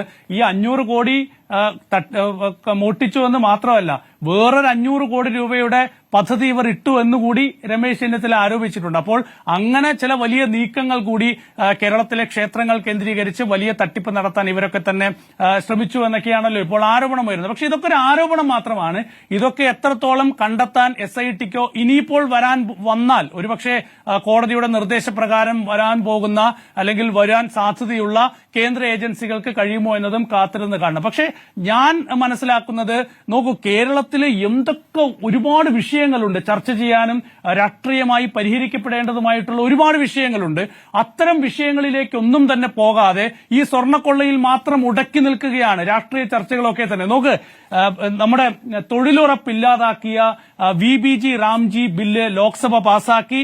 ആ ബില്ല് വിജ്ഞാപനം ഇറക്കുന്നതിന് മുൻപ് കേന്ദ്ര സർക്കാർ ഇപ്പോൾ നടപ്പാക്കാൻ ആരംഭിച്ചിരിക്കുകയാണ്. കേന്ദ്ര സർക്കാർ മന്ത്രാലയങ്ങൾ ഇപ്പോൾ ചീഫ് സെക്രട്ടറിമാർക്ക് കത്തയച്ചിട്ട് ഉടൻ തന്നെ ഗ്രാമസഭകൾ വിളിച്ചു ചേർക്കണം. അതായത് ഇന്ന് 26-ാം തീയതിയാണ്. 26-ാം തീയതിക്ക് മുൻപ് എല്ലാ പഞ്ചായത്തുകളും ഗ്രാമസഭകൾ വിളിച്ചു ചേർത്ത് ഇങ്ങനെയൊരു പുതിയ ബില്ല് വന്നു എന്ന് ജനങ്ങളെ അറിയിക്കണം എന്ന് ആവശ്യപ്പെട്ടിരിക്കുകയാണ്. അപ്പോൾ ഇതിനെതിരെ ശക്തമായ പ്രതിഷേധം ഉയർത്തിക്കൊണ്ടുവരേണ്ട ഏറ്റവും പ്രധാനപ്പെട്ട ഒരു പാർട്ടി എന്ന് പറയുന്നത് കോൺഗ്രസ് പാർട്ടിയാണ്, അല്ലേ? ഈ ഒരു നിയമം കൊണ്ടുവന്നത് കോൺഗ്രസ് ഭരണകാലത്താണ്, ഒന്നാം UPA സർക്കാരിന്റെ കാലത്താണ്. അപ്പോൾ കോൺഗ്രസിന്റെ ഒരു അഭിമാന പദ്ധതിയായിരുന്നു. ആ പദ്ധതിക്കെതിരെ ഇങ്ങനെയൊരു നീക്കം നടത്തിയിട്ട് ഇതുവരെ എത്ര സമരങ്ങൾ രാജ്യത്ത് കോൺഗ്രസ് നടത്തിയിട്ടുണ്ട്? കേരളത്തിൽ എവിടെയെങ്കിലും ഏതെങ്കിലും പഞ്ചായത്തിൽ, ഏതെങ്കിലും മുനിസിപ്പാലിറ്റിയിൽ, ഏതെങ്കിലും ജില്ലാ കേന്ദ്രത്തിൽ കോൺഗ്രസ് എന്തെങ്കിലും ഒരു സമരം നടത്തിയോ? രാഹുൽ ഗാന്ധിയെ കാണാനേ ഇല്ല. രാഹുൽ ഗാന്ധി വിദേശത്തായിരുന്നു ഈ ബില്ല് പാസ്സാക്കുമ്പോൾ. ഇപ്പൊ നാളെ കോൺഗ്രസിന്റെ പ്രവർത്തക സമിതി യോഗം ചേരാൻ പോവുകയാണ്. ഈ VBG രാംജി ബില്ലിനെതിരെയുള്ള സമരങ്ങൾ ആസൂത്രണം ചെയ്യാനാണ് കോൺഗ്രസിന്റെ പ്രവർത്തക സമിതി ചേരാൻ പോകുന്നതെന്ന് പറയുന്നു. രാഹുൽ ഗാന്ധി ഇന്ത്യയിൽ തിരിച്ചെത്തിയിട്ടുണ്ട്, അദ്ദേഹവും പങ്കെടുക്കും. പക്ഷേ സെനഗർ എന്നല്ലേ ആ പീഡകന്റെ പേര്? അപ്പോൾ സെനഗറിന് ജാമ്യം കിട്ടിയ സംഭവത്തിൽ ഇപ്പോൾ ആ അതിജീവിത രാഹുൽ ഗാന്ധി പോയി കാണുന്നു. ഒരു കോൺഗ്രസ് ഭരിക്കുന്ന സംസ്ഥാനത്ത് തനിക്ക് അഭയം നൽകണമെന്ന് ആവശ്യപ്പെടുന്നു. ഇത്തരം കാര്യങ്ങൾ നടന്നിട്ടുണ്ടല്ലോ. അതുണ്ട്. പക്ഷേ ഞാൻ പറയട്ടെ, ഈ കാഴ്ചയ്ക്കപ്പുറത്ത്, ഈ കൂടിക്കാഴ്ചയ്ക്കപ്പുറത്ത് കോൺഗ്രസ് എന്ത് പ്രതിഷേധമാണ് ഏറ്റെടുത്തിട്ടുള്ളത്? ഇന്ന് ഡൽഹി ഹൈക്കോടതിക്ക് മുമ്പിൽ ജനാധിപത്യ മഹിളാ അസോസിയേഷനും അതുപോലെ തന്നെ രാജ്യത്ത് ഈ സ്ത്രീകൾക്കെതിരെയുള്ള അതിക്രമങ്ങൾ തടയണമെന്നാവശ്യപ്പെട്ട് പ്രവർത്തിക്കുന്ന സന്നദ്ധ സംഘടനകളുമല്ലാതെ എത്ര കോൺഗ്രസ് പ്രവർത്തകർ ഇന്ന് കോൺഗ്രസിന്റെ വനിതാ സംഘടനയിൽ ഭാഗത്തുനിന്ന് ആരെയും കണ്ടില്ലല്ലോ. ഒരാൾ പോലും പ്രതിഷേധ രംഗത്ത് ഇറങ്ങിയില്ലല്ലോ. ബന്ധപ്പെട്ട് സുനിൽ, പക്ഷേ ഇത് ഒരു രാഷ്ട്രീയ പാർട്ടിയുടെ മാത്രം ഉത്തരവാദിത്തമല്ല. കേരളത്തെ സംബന്ധിച്ച് കേരളവും അത് ഏറ്റവും കൂടുതൽ ആളുകൾ ജോലി ചെയ്യുന്ന തൊഴിലുറപ്പിന് പോകുന്ന ഒരു സംസ്ഥാനം കൂടിയാണ്. ഇവിടെ എത്ര സമരങ്ങൾ ഉണ്ടായെന്നുള്ള ചോദ്യം കൂടിയിട്ടല്ലോ. അപ്പോൾ ഇത് എല്ലാ രാഷ്ട്രീയ പാർട്ടികളും ഇത്തരം വിഷയങ്ങളോടൊക്കെ എത്രത്തോളം നിസ്സംഗമായി നിൽക്കുന്നു, പ്രതിപക്ഷത്തെയും മിക്ക പാർട്ടികളും എന്നുള്ളൊരു പ്രധാനപ്പെട്ട വിഷയം തന്നെയാണ്. ഇടതുപക്ഷ പാർട്ടികൾ ഞാൻ മനസ്സിലാക്കുന്നു, പക്ഷേ ഇടതുപക്ഷ പാർട്ടികളുടെ ഭാഗം പറയുകയല്ല. പക്ഷേ ഇടതുപക്ഷ പാർട്ടികൾ ഇതിനകം തന്നെ 2 സമരങ്ങൾ പ്രഖ്യാപിച്ചു കഴിഞ്ഞു. ജനുവരി 12-ാം തീയതിയും ജനുവരി 16-ാം തീയതിയും ദേശീയ പ്രക്ഷോഭങ്ങൾ ഇടതുപക്ഷ പാർട്ടികൾ പ്രഖ്യാപിച്ചിട്ടുണ്ട്. ഇതിനെതിരെ മാത്രമല്ല, തൊഴിൽ കോഡ് ബില്ലിനെതിരെ അടക്കം ഇടതുപക്ഷ പാർട്ടികൾ ദേശീയ പ്രക്ഷോഭം ഇതിനകം തന്നെ ആഹ്വാനം ചെയ്തിട്ടുണ്ട്. പലയിടങ്ങളിലും ജില്ലാ കേന്ദ്രങ്ങളിൽ സമരം നടത്തിയിട്ടുണ്ട്, പ്രതിഷേധ പരിപാടികൾ സംഘടിപ്പിച്ചിട്ടുണ്ട്. പക്ഷേ താഴെത്തട്ടിൽ ഇത് ശക്തമായി നടത്തേണ്ട പാർട്ടി ആരാണ്? ഏത് പാർട്ടിയാണ് രാജ്യത്ത് ഈ ഒരു പ്രതിഷേധ പരിപാടി സംഘടിപ്പിക്കേണ്ടത്? അപ്പോൾ അത്തരം പ്രതിഷേധ നീക്കങ്ങളിൽ കോൺഗ്രസ് എവിടെയാണ് എന്നുള്ളൊരു വലിയ ചോദ്യമുണ്ട്. അവിടെയാണ് നമ്മൾ ഈ ഒരു വിഷയം, കേരളത്തിലെ സാഹചര്യങ്ങൾ പരിശോധിക്കേണ്ടത്. ഒരു സ്വർണ്ണക്കൊള്ള മാത്രമാണ് കേരളത്തിലെ ഏറ്റവും പ്രധാനപ്പെട്ട ഒരു വിഷയമായി. സ്വർണ്ണക്കൊള്ള തീർച്ചയായും വളരെ പ്രധാനപ്പെട്ട വിഷയമാണ്. ആ വിഷയത്തിൽ ആരാണോ അതിന് പിന്നിൽ പ്രവർത്തിച്ചത് അവരെ കണ്ടെത്തേണ്ടതിന്റെ എല്ലാ ആവശ്യകതയുമുണ്ട്. എന്തായാലും സർക്കാരിന്റെ ഭാഗത്തു നിന്ന് ഒരു തരത്തിലുള്ള ഇടപെടലും ഈ വിഷയത്തിൽ ഉണ്ടാകുമെന്ന് ഞാൻ കരുതുന്നില്ല. കാരണം കേരള ഹൈക്കോടതി നേരിട്ട് എടുത്ത കേസാണ്, കേരള ഹൈക്കോടതി നേരിട്ട് മേൽനോട്ടം വഹിക്കുന്ന കേസാണ്. അപ്പോൾ SITയുടെ ഉത്തരവാദിത്തമാണ് ഇനി ഇത് കണ്ടെത്തുക എന്നുള്ളത്. കാരണം എത്രയോ ഇപ്പോൾ പ്രധാനപ്പെട്ട 2 CPM നേതാക്കൾ ജയിലിൽ കിടക്കുകയാണല്ലേ. അപ്പോൾ അവരെ അറസ്റ്റ് ചെയ്യുന്നതിന് സർക്കാരിന്റെ ഭാഗത്തു നിന്നോ CPIMന്റെ ഭാഗത്തു നിന്നോ എന്തെങ്കിലും ഒരു തടസ്സമുണ്ടായി എന്ന് ഞാൻ കരുതുന്നില്ല. ഏതായാലും അത്തരം അന്വേഷണ നടപടികൾ മുന്നോട്ട് പോകും, ശക്തമായി മുന്നോട്ട് പോകും. പക്ഷേ അപ്പോഴും ഇതിന്റെ യഥാർത്ഥ വസ്തുത കണ്ടെത്താൻ SITക്ക് കഴിയുമോ എന്ന കാര്യത്തിൽ എനിക്ക് സംശയമുണ്ട്. മാത്രമല്ല, ഇതിനിപ്പോൾ പുതിയ മാനങ്ങൾ വരുമ്പോൾ ഈ അന്വേഷണം SITയുടെ കയ്യിൽ തന്നെ നിൽക്കുമോ എന്ന കാര്യത്തിലും എനിക്ക് സംശയമുണ്ട്. അപ്പോഴും ഇത്തരം വിഷയങ്ങളിൽ ഒതുങ്ങി ജനങ്ങളുടെ അടിസ്ഥാന പ്രശ്നങ്ങൾ ചർച്ച ചെയ്യേണ്ട ഒരു സാഹചര്യം കോൺഗ്രസ് തന്നെ ഇല്ലാതാക്കുന്നതിൽ എനിക്ക് കോൺഗ്രസിനോട് കോൺഗ്രസിന്റെ നിലപാടിനോട് എനിക്ക് യോജിപ്പില്ല. മറ്റൊരു പ്രധാനപ്പെട്ട വിഷയമല്ലേ ഈ ക്രിസ്തുമസ് ആഘോഷങ്ങൾക്കിടയിൽ രാജ്യത്തുണ്ടായ അതിക്രമങ്ങൾ. എത്ര സ്ഥലങ്ങളിലാണ് ക്രിസ്മസ് ആഘോഷങ്ങൾക്ക് നേരെ, ആഘോഷ ഒരുക്കങ്ങൾക്ക് നേരെ ഇന്നലെ ഏറ്റവും ഒടുവിൽ അസാമിൽ ഉണ്ടായില്ലേ വലിയ അതിക്രമം? കേരളത്തിൽ എവിടെയൊക്കെയാണ് കോൺഗ്രസ് ഒരു പ്രത്യക്ഷ സമരത്തിലേക്ക് പോയിട്ടുള്ളത്? എവിടെയാണ് കോൺഗ്രസ് ഇതിനൊരു സമരം നടത്തിയിട്ടുള്ളത്? ഒരു ട്വിറ്റർ പേജിൽ ഒരു പ്രതിഷേധ ഒരു വരി അടിക്കുന്നതിനപ്പുറത്ത് ഒരു ശക്തമായി ഈ വിഷയത്തിൽ പ്രതികരിച്ച് മുന്നോട്ട് വരണം എന്ന് എന്തെങ്കിലും ഒരു ആഹ്വാനം കോൺഗ്രസ് ഇതുവരെ നടത്തിയോ? കേരളത്തിലും ഉണ്ടായിട്ടുണ്ട് സംഭവം. കേരളത്തിൽ പാലക്കാടും ഉണ്ടായിട്ടുണ്ട് സംഭവം. അതുകൊണ്ട് അത് ഉണ്ടായിട്ടുണ്ട്. അല്ല, ഞാൻ പറയുന്നത് ഈ വിഷയത്തിൽ ഒരു പ്രതിഷേധം ഏറ്റെടുക്കുന്നത്, ഇതൊക്കെ ജനങ്ങളെ നേരിട്ട് ബാധിക്കുന്ന വിഷയങ്ങളാണല്ലോ. നമ്മുടെ നാട്ടിലെ മതസൗഹാർദ്ദം തകർക്കാനും സാമൂഹിക അന്തരീക്ഷം തകർക്കാനുമുള്ള ഇത്തരം നീക്കങ്ങൾ ഏറ്റുപിടിക്കേണ്ട ഇന്ത്യയിലെ ഏറ്റവും പ്രധാനപ്പെട്ട ഒരു മതേതര പാർട്ടിയല്ലേ കോൺഗ്രസ്. അപ്പോൾ കോൺഗ്രസിനെ പോലൊരു പാർട്ടി ഏറ്റെടുക്കേണ്ട പല സമരങ്ങളും കോൺഗ്രസ് ഏറ്റെടുക്കുന്നില്ല. അങ്ങനെ സമരങ്ങൾ ഏറ്റെടുക്കാതെ കേരളത്തിലെ ഇപ്പോൾ ഈ ഒരു സ്വർണ്ണക്കൊള്ള വിഷയം ഉന്നയിച്ച് തദ്ദേശ തെരഞ്ഞെടുപ്പിൽ അത് നേട്ടമുണ്ടാക്കാൻ സാധിച്ചു എന്ന് പറഞ്ഞുകൊണ്ട് ഇനിയിപ്പോൾ അത് അസംബ്ലി തെരഞ്ഞെടുപ്പ് വരെ നീട്ടിക്കൊണ്ടുപോകാനായി പുതിയ വിവാദങ്ങൾ ഉണ്ടാക്കി കോൺഗ്രസ് മുന്നോട്ട് പോകുന്നു എന്നാണ് ഞാൻ പറഞ്ഞത്. ശരി, SITക്ക് നിർണായകമോ എന്ന ചർച്ച നമുക്ക് തുടരാം. ഇടവേളയ്ക്ക് ശേഷം SITക്ക് നിർണായകമാണോ? SITക്ക് ഈ അന്വേഷണം എങ്ങനെയെങ്കിലും കൃത്യമായ ദിശയിൽ കൊണ്ടുപോയേ പറ്റൂ. കാരണം കോടതിയുടെ ഒരു തിട്ടൂരം ഇങ്ങനെ നിൽക്കുകയാണ്. ആ ഒരു ആരാണ് ആ വലിയ ആൾ എന്നുള്ളതിലേക്ക് എത്തണം. അപ്പോൾ ഈ ഡി ഒന്നുമാണ് വലിയ ആളെന്ന് ഞാൻ കരുതുന്നില്ല. അന്ത പെരിയ ആളിലേക്ക് പോകാനുള്ള ഒരു വഴി ഡി തുറക്കുമോ എന്നുള്ളതാണ് അറിയേണ്ടത്. അപ്പോൾ തമിഴ്നാട് വിട്ട് അധിക ദൂരം SITക്ക് പോകേണ്ടി വരില്ല. തമിഴ്നാട്ടിലൊക്കെ നന്നായിട്ടൊന്ന് കറങ്ങി കഴിഞ്ഞിട്ടുണ്ടെങ്കിൽ ആളിലേക്ക് എത്താനുള്ള എല്ലാ സാധ്യതയുണ്ട് എന്നതാണ് നിലവിലെ അന്വേഷണത്തിൽ നിന്ന് മനസ്സിലാക്കേണ്ടത്. ഇവിടെ ശരിയായ ദിശയിൽ അന്വേഷണം നടക്കുന്നുണ്ടോ എന്നതാണ് SITക്ക് ഇപ്പോൾ ഒരു ആശങ്കയുണ്ടാക്കുന്ന പ്രധാനപ്പെട്ട കാര്യം. അല്ല എങ്കിൽ SIT ഇപ്പോൾ പോകുന്ന വഴിയിൽ നേരത്തെ ജിമ്മി ജെയിംസ് സൂചിപ്പിച്ചതുപോലെ അതിൽ ഒരു കാര്യത്തോട് ഞാൻ വിയോജിക്കുകയാണ്. ഇപ്പോൾ ഇതിൽ നിന്ന് ഒന്നും കിട്ടില്ല അല്ലെങ്കിൽ കഥയാണ് എന്ന് പറയുന്നതിനോട് ഞാൻ യോജിക്കുന്നില്ല. കാരണം കഥയാണ് എന്നതിനോട് ഞാൻ യോജിക്കുന്നില്ല. കാരണം ഡി മണിയുടെ ഒരു സാമ്പത്തിക വളർച്ച അത് കൃത്യമായി മനസ്സിലാക്കിയതിന്റെ അടിസ്ഥാനത്തിൽ തന്നെയാണ് ഇപ്പോൾ ഡി മണിയെ ചോദ്യം ചെയ്തിരിക്കുന്നത്. നമ്മളിപ്പോൾ കാണുന്ന ഈ ഡി മണി ഉണ്ടായിട്ട് ഒരുപാട് വർഷമൊന്നും ആയിട്ടില്ല, 6 വർഷമേ ആയിട്ടുള്ളൂ. അതിനു മുൻപ് ഒരു ഓട്ടോറിക്ഷ ഡ്രൈവർ ആയിരുന്ന ഒരു സാധാരണക്കാരൻ 6 വർഷം കൊണ്ട്, അതായത് ഇവിടെ ഉണ്ണികൃഷ്ണൻ പോറ്റിയുടെ സ്വത്തിൽ അഭൂതപൂർവമായ വർധനയുണ്ടായത് ഇക്കഴിഞ്ഞ 6 വർഷങ്ങൾക്കിടയിലാണ്. അപ്പോൾ ഇത് തമ്മിൽ കണക്ട് ചെയ്യാവുന്ന കുറെ കാര്യങ്ങളൊക്കെ നിൽക്കുന്നുണ്ട്. അപ്പോൾ പങ്കുപറ്റിയ ഒരാളാകും ഡി മണി എന്നാണ് ഞാൻ കരുതുന്നത്. അല്ലാതെ അതിലെ പ്രധാനപ്പെട്ട ആസൂത്രകനും മുഖ്യ ഇടനിലക്കാരനും അല്ലെങ്കിൽ ഇതിലെ മുഖ്യ വ്യവസായി അല്ലെങ്കിൽ സോക്കോൾഡ് ഡീലറാണ് ഡി മണി എന്ന് ഞാൻ കരുതുന്നില്ല. വൺ എമംഗ് ദം അത് മാത്രമാകാനുള്ള സാധ്യതയാണ് കാണുന്നത്. അപ്പോൾ ഒരു ചന്തയിൽ ഒരു പോക്കറ്റ് നടന്ന നാട്ടിലെ പോക്കറ്റടിക്കാർ മുഴുവൻ ഇടി വാങ്ങിക്കും. അതുപോലെ ഒരു കഥയാവാൻ സാധ്യതയുണ്ട് എന്നുള്ളതാണ് എന്റെ ശരി. താങ്കളുടെ വിശ്വാസം താങ്കളെ രക്ഷിക്കട്ടെ. എന്തായാലും SIT ഇപ്പോൾ രമേശ് ചെന്നിത്തല കാണിച്ചു കൊടുത്ത വഴിയിലൂടെയാണല്ലോ ഈ ഡി മണിയിലേക്ക് എത്തിയത്. അതിനു മുൻപ് ഈ ഡി മണി ആര് അല്ലെങ്കിൽ ഇങ്ങനെ ഒരു മണി ഉണ്ടെന്ന് പോലും നമുക്ക് അറിയില്ലായിരുന്നു. അപ്പോൾ വേറെ കാര്യമുണ്ട് സുജയ, അല്ലെങ്കിൽ ഈ രാഷ്ട്രീയ നേതാക്കൾക്കിടയിൽ ഇവിടെ നിന്ന് വട്ടം കറങ്ങിയാൽ മതിയായിരുന്നു. അതിൽ അത് വേറെ തലത്തിലേക്ക് കൊണ്ടുപോവുകയാണ് ചെയ്തത്. അല്ല, ഇതിൽ കൃത്യമായ പണമിടപാടാണെന്നേ. അതായത് പഞ്ചലോഹ വിഗ്രഹം, പണമിടപാട്, കെട്ടുകണക്കിന് നോട്ടുകൾ, അതുപോലെ തന്നെ 500 കോടി മുതൽ 1000 കോടി വരെയുള്ള ഇടപാട്, അതൊക്കെ ഈ മറ്റേ സ്വർണ്ണക്കടത്ത് പോലെയുള്ള കഥകളാണോ എന്നുള്ളതായിരിക്കാമല്ലോ താങ്കളുടെയും സംശയമായി ഇപ്പോൾ വരാനുള്ള ഒരു പ്രധാനപ്പെട്ട കാരണം. പക്ഷേ ഇത് എന്തെങ്കിലും തരത്തിൽ ഇതിൽ ഫാക്ട്സ് ഉണ്ടോ, വസ്തുതകളുണ്ടോ, അതാണ് പരിശോധിക്കപ്പെടേണ്ടത്. ഇവിടെ രമേശ് ചെന്നിത്തല കൊടുത്ത ലീഡ് അന്വേഷണം വഴിതെറ്റിക്കാനാണെങ്കിൽ എന്താണ് രമേശ് ചെന്നിത്തലയ്ക്ക് അങ്ങനെ വഴിതെറ്റിച്ചിട്ട് എന്ത് പ്രയോജനമാണുള്ളത്? ഞാൻ കരുതുന്നില്ല രമേശ് ചെന്നിത്തലയെ പോലുള്ള ഒരു നേതാവ് ഒരു അന്വേഷണം വഴിതെറ്റിക്കാനായിട്ടുള്ള ഒരു ഇൻപുട്ട്, അതും പ്രതിപക്ഷത്തിരുന്നു കൊണ്ട് സർക്കാരിനെ അങ്ങ് സഹായിച്ചേക്കാം എന്ന് കരുതി അങ്ങനെ ഒരു ഇൻപുട്ട് ഇട്ട് കൊടുക്കുമെന്ന് ഞാൻ കരുതുന്നില്ല. കാരണം സ്വാഭാവികമായി ഈ കൊടുത്ത ലീഡിൽ നിന്ന് പിടിച്ചു പോകുമ്പോഴേക്കും അന്വേഷണം വഴിതെറ്റിയിട്ടുണ്ടെങ്കിൽ അതിന്റെ ഗുണമാർക്കാണ്? സർക്കാരിനാണ്, മുഖ്യമന്ത്രിക്കാണ്, CPIM-നാണ്. കാരണം അകത്ത് കിടക്കുന്ന 2 നേതാക്കൾ എന്ന് പറയുന്നത് CPIM-ന്റെ നേതാക്കളാണ്, N വാസുവും പത്മകുമാറും. അപ്പോൾ അവരെ രണ്ടുപേരെയും രക്ഷിക്കുന്നതിന് വേണ്ടി രമേശ് ചെന്നിത്തല എന്തിനാണ് ഇങ്ങനെ ഒരു വ്യവസായിയെ കുറിച്ചുള്ള ലീഡ് കൊടുക്കുന്നത്? നാട്ടിലെ കഥകൾ ഇത്തരം സംഭവങ്ങൾ കഥകളൊക്കെ എപ്പോഴും വരുമല്ലോ. SIT അതിന്റെ പുറകെ പോകാൻ നിർബന്ധിതരാകുന്ന ഒരു അവസ്ഥയുണ്ട്. അല്ല, കഥകളാണെന്ന് ഞാൻ കരുതുന്നില്ല. അതിന്റെ എന്റെ ആ ഒരു കൺവിക്ഷന്റെ അല്ലെങ്കിൽ എന്റെ ബോധ്യത്തിന്റെ അടിസ്ഥാനം രമേശ് ചെന്നിത്തലയാണ്. ഞാൻ അദ്ദേഹത്തെ റെസ്പെക്ട് ചെയ്യുന്നുണ്ട്. ഒരു നേതാവെന്ന നിലയിൽ അദ്ദേഹം പ്രതിപക്ഷ നേതാവായിരുന്നു, മുഖ്യമന്ത്രിയാകാൻ സാധ്യത കൽപ്പിക്കപ്പെടുന്ന ഒരാളാണ്. അങ്ങനെയുള്ള ഒരാൾ UDF-ന് നല്ല സാധ്യതയുള്ള, പ്രത്യേകിച്ചും തദ്ദേശ തെരഞ്ഞെടുപ്പിൽ നല്ല പെർഫോമൻസ് ഒക്കെ കാഴ്ചവെച്ച് ഇരിക്കുമ്പോൾ, അതിൽ സ്വർണ്ണക്കളയടക്കമുള്ള വിഷയങ്ങൾ ഇങ്ങനെ ഉയർത്തി നിൽക്കുമ്പോൾ അതിൽ അദ്ദേഹം വഴിതെറ്റിക്കാൻ വേണ്ടി ശ്രമിച്ചിട്ട് അദ്ദേഹത്തിന് എന്ത് കിട്ടാനാണ്? അങ്ങനെ ചെയ്യുമെന്ന് ഞാൻ കരുതുന്നില്ല. അപ്പോൾ വ്യവസായിയെക്കുറിച്ച് വാദമില്ല. വ്യവസായിയുടെ മൊഴി അതുപോലെ കൊടുത്തു മാത്രമേ രമേശ് ചെന്നിത്തല ഇപ്പോഴും ശരി. വ്യവസായി പറഞ്ഞ കാര്യങ്ങൾ അതൊരു ഇൻപുട്ടാണ്, അതൊരു ലീഡാണ്. ഒന്നും കിട്ടാതിരുന്ന SITക്ക് ഒരു ലീഡ് കൊടുത്തത് രമേശ് ചെന്നിത്തലയാണ്. അല്ലെങ്കിൽ ഈ രീതിയിലേക്ക് അന്വേഷണം, അതായത് ഇതിനകത്തെ ഹൈക്കോടതി ചോദിച്ച ചോദ്യങ്ങളിലേക്കുള്ള ഒരു അന്വേഷണത്തിന് ലീഡ് ഇട്ട് കൊടുത്തിരിക്കുന്ന രമേശ് ചെന്നിത്തലയാണെന്നുള്ളത് നമ്മൾ അംഗീകരിച്ചേ പറ്റൂ. അറ്റകുറ്റപ്പണി മാത്രമല്ല അവിടെ നടന്നത്. അല്ല, അറ്റകുറ്റപ്പണി മാത്രമല്ല, അവിടെ നിന്ന് കടത്ത് നടന്നിട്ടുണ്ട്. അത് മാത്രമല്ല 10-25 വർഷമായിട്ട് അവിടെ ഒരു തരത്തിലുള്ള ഒരു മിനിറ്റ്സും ഉണ്ടായിരുന്നില്ല, അല്ലെങ്കിൽ രേഖകൾ ഉണ്ടായിരുന്നില്ല, ഒന്നിനും ഒരു കണക്കും ഉണ്ടായിരുന്നില്ല. നടപരമായി വരുന്ന സ്വർണ്ണം അടക്കമുള്ള സാധനങ്ങൾ അത് എങ്ങനെയാണ് അവിടെ രേഖപ്പെടുത്തിയതെന്ന് ചോദിച്ചു കഴിഞ്ഞാൽ രേഖയില്ല എന്നാണ് ഉത്തരം. അപ്പോൾ പലതരത്തിലുള്ള പല വിനിമയങ്ങളും അവിടെ നടന്നിട്ടുണ്ട്. ആ വിനിമയങ്ങളിലേക്കൊക്കെ ചെറുതും വലുതുമായിട്ടുള്ള വിനിമയങ്ങളായിരിക്കും നടന്നിട്ടുണ്ടാവുക. അപ്പോൾ അതിലെ ബിഗ് ഷോട്ട്സ് ആരാണ്? അതിലേക്ക് പോകാനായിട്ട് ഉപകാരപ്പെടുമെന്നുണ്ടെങ്കിൽ ഈ ലീഡിൽ പോകുന്നതിൽ തെറ്റില്ല എന്നതാണ് എൻ്റെ അഭിപ്രായം. സ്വർണ്ണപ്പാളിയിൽ നിന്ന് പഞ്ചലോഹം വരെ ഇപ്പോൾ എത്തി നിൽക്കുകയാണ്. ഈ ഡി മണിയുടെ സ്ഥാപനങ്ങളിൽ അതുപോലെ തന്നെ വീട്ടിൽ SIT പരിശോധന നടത്തി എന്നതാണ് അവരുമായി ബന്ധപ്പെട്ട വൃത്തങ്ങളിൽ നിന്ന് മനസ്സിലാക്കാൻ കഴിയുന്നത്.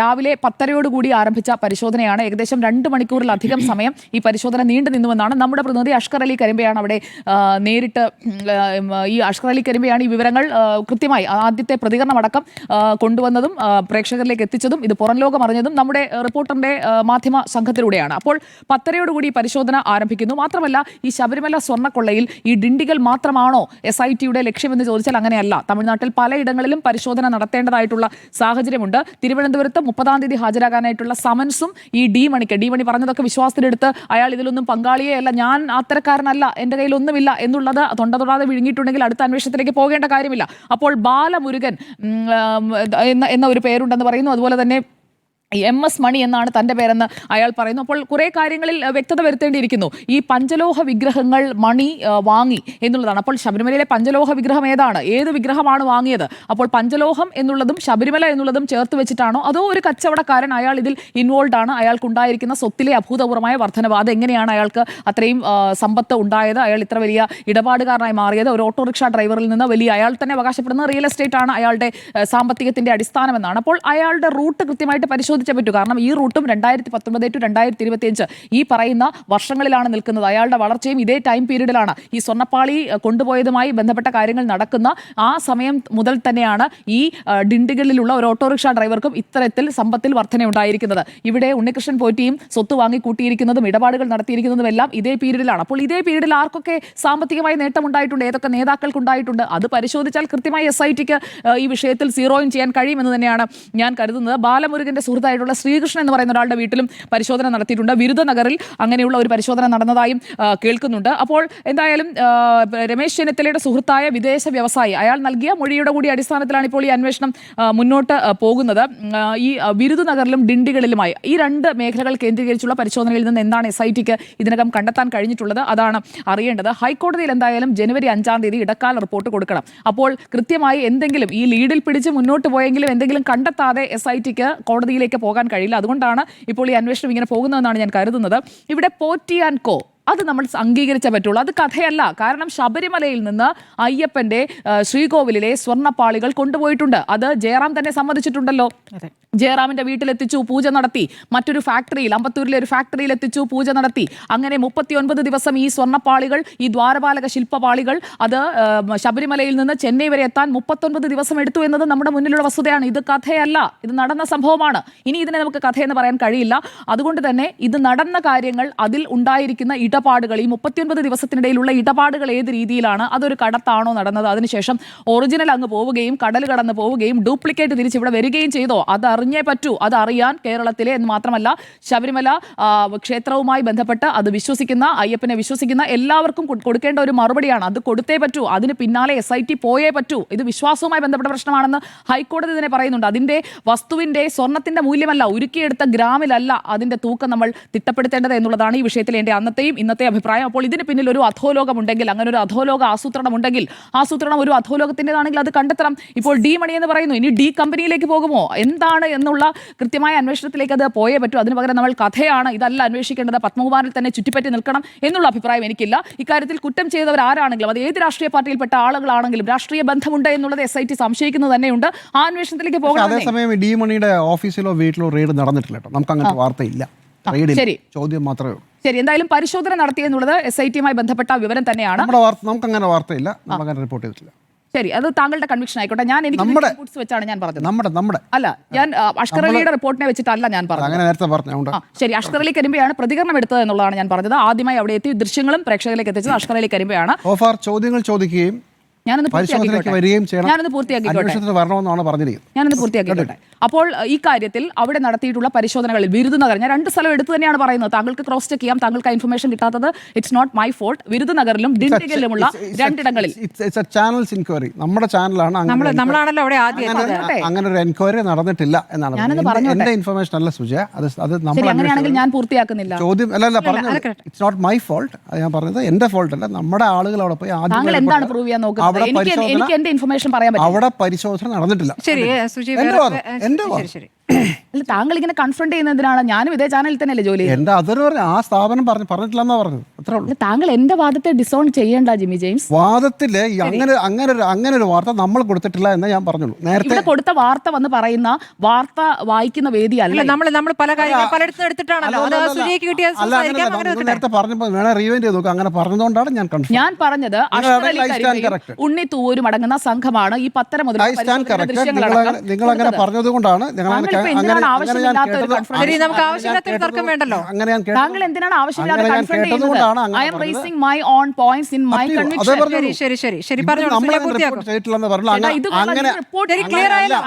അങ്ങനെയല്ല നിങ്ങൾ റിപ്പോർട്ട് ചെയ്തപ്പോൾ ഞാൻ പിൻവലിച്ചു. ഞാൻ പറഞ്ഞു നിങ്ങൾക്ക് മനസ്സിലായില്ല, വിട്ടു. ഞാൻ പിൻവലിച്ചു.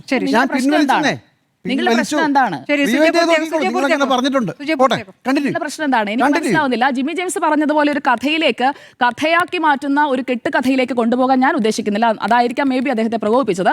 അപ്പോൾ എന്തായാലും തമിഴ്നാട്ടിൽ നടന്ന പരിശോധന, ആ പരിശോധന എന്ന് പറയുന്നത് അയാളിൽ നിന്ന് വിവരങ്ങൾ തേടുകയും അതോടൊപ്പം തന്നെ അയാൾക്ക് ഏതെങ്കിലും തരത്തിലുള്ള ഇടപാടുകൾ ഉണ്ടോ എന്നതടക്കമുള്ള പരിശോധന തന്നെയാണ് നടന്നത്. അപ്പോൾ SIT ഇത് സംബന്ധിച്ചുള്ള റിപ്പോർട്ടുകൾ കൊടുക്കുമ്പോൾ കോടതിയിൽ അത് ബ്ലാക്ക് ആൻഡ് വൈറ്റിൽ വരുമ്പോൾ അത് വായിച്ച് മനസ്സിലാക്കാൻ അങ്ങേക്കും കഴിയട്ടെ എന്ന് ഞാൻ ആശംസിക്കുകയാണ്. അപ്പോൾ ആസൂത്രണം ഇതിന് പിന്നിൽ നടന്നിട്ടുണ്ട്. ആസൂത്രകരിലേക്ക് എത്തണം. അത് ഏത് രാഷ്ട്രീയ പാർട്ടി ആയാലും, അത് സോണിയാഗാന്ധിയെ കാണാൻ കൊണ്ടുപോയവരായാലും ആ ആളുകളിലേക്ക് തന്നെ ഈ അന്വേഷണം എത്തു തന്നെയാണ് ഞാൻ പ്രതീക്ഷിക്കുന്നത്. അപ്പോൾ SITക്ക് ഇനിയുള്ള ദിവസങ്ങൾ വളരെ നിർണായകമാണ്. ഇന്നിപ്പോൾ 26-ാം തീയതിയായി, ഇനി 9 ദിവസം മാത്രമാണ് മുന്നിലുള്ളത് ഇടക്കാല റിപ്പോർട്ട് സമർപ്പിക്കാൻ. ശരി, SITയെ സംബന്ധിച്ച് വളരെ നിർണായകമായ സമയമാണ് ഇപ്പോൾ കടന്നുകൊണ്ടിരിക്കുന്നത്. 14-ാം തീയതിക്കകം അന്തിമ റിപ്പോർട്ട് നൽകണം. അതിനു മുമ്പ് ഒരു ഇടക്കാല റിപ്പോർട്ട് നൽകാനുണ്ട്. ആ ഇടക്കാല റിപ്പോർട്ടിൽ ഈ പറയുന്ന, അതായത് ഈ ആഴ്ച, വരുന്ന ആഴ്ച ഇടക്കാല റിപ്പോർട്ട് നൽകാനുണ്ട്. അപ്പോൾ ആ ഇടക്കാല റിപ്പോർട്ടിൽ ഡി മണിയുമായി ബന്ധപ്പെട്ട വിവരങ്ങൾ ഉണ്ടാകുമോ എന്നുള്ള ഏറ്റവും പ്രധാനപ്പെട്ട കാര്യം. നേരത്തെ പറഞ്ഞതുപോലെ നമ്മുടെ പ്രതിനിധിയാണ് SIT സംഘത്തിൻ്റെ പിന്നാലെ തന്നെ, വാഹനത്തിന് തൊട്ടു പിന്നാലെ തന്നെ പോയത്. അങ്ങനെ പോയ ശേഷം വളരെ വേഗം തന്നെ ഇയാളുടെ ഓഫീസാണ്, ഇയാളുടെ ഒരു സ്ഥാപനത്തിലാണ് ഈ ചോദ്യം ചെയ്യൽ നടന്നിരിക്കുന്നത്. അപ്പോൾ ഇതാരാണ് ഈ ഡി മണി എന്നുള്ള സംശയം, ആ ഡി മണി നമുക്ക് വ്യക്തമായി കാണിച്ചെന്ന് പ്രേക്ഷകർക്ക് മുന്നിലേക്ക് എത്തിച്ചത് റിപ്പോർട്ടർ വാർത്താ സംഘമാണ്. അഷ്കറും ഉണ്ണിയും തന്നെയാണ്.